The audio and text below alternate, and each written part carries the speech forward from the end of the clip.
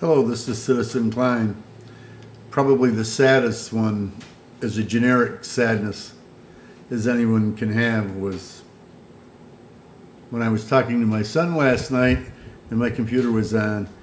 I was talking to him in Connecticut and I'm in New York, and this headline flashed: Robin Williams had passed away. It's a very hard thing to describe what Robin Williams was, but I'll tell you about what I thought about him as a fan. The imaginary, the possibilities, the creativity, and in his comedic life, no one ever epitomized the smiling face and the melancholy face that we see in those on the old movie things more than him. He was all of that. And The World According to Garp, I mean, you can think of a million, I mean, the movie about the schizophrenic man in New York City. There's so many. Dead Poets Society, Good Will Hunting. And there's a scene towards the end when Louis Armstrong is singing in the movie where everything slows down in slow motion with those, with the soldiers, with the war, with the world, the introspection that had to take place, the self-examination and the guilt. Whoever created that moment, that's what they were looking for and they got. But it was him in Good Morning Vietnam. And that personality in Good Morning Vietnam, that really, really, really funny guy, that really, really fair guy. Some actors portray themselves whenever they make a movie. And Robin Williams was that. No one could be surprised that this man died that way. How can a human being in this world have the amount of passion and caring? And it's to such extreme on the continuum. And the noise was so much that sometimes he had to drink, and sometimes he had to hide from that was him. That thing that took everything in and emoted. One of our actors that's an emoticon. That's what we lost. We lost our real emoticon.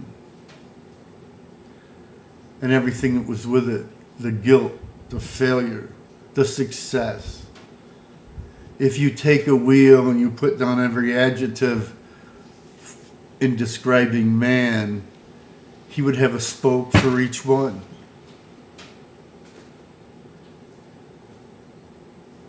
And where that gets hardest is with those you love so very much. They tell you to be yourself, but when you're yourself, you're not what they want.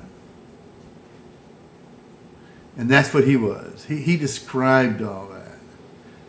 And he described what love was. And there was this minute thing with him. I care, I care, I care. If I had to equate a woman to him, it would be the Lady Gaga for the music and for the kids. Janis Joplin. These were emotional emoticons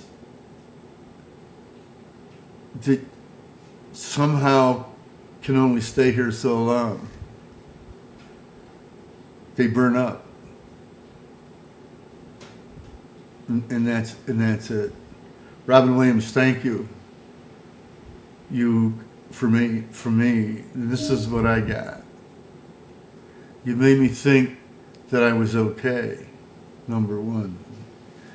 You made me realize that it's the failure that's the success. And you made me feel when you took Brad Pitt by the throat in that movie.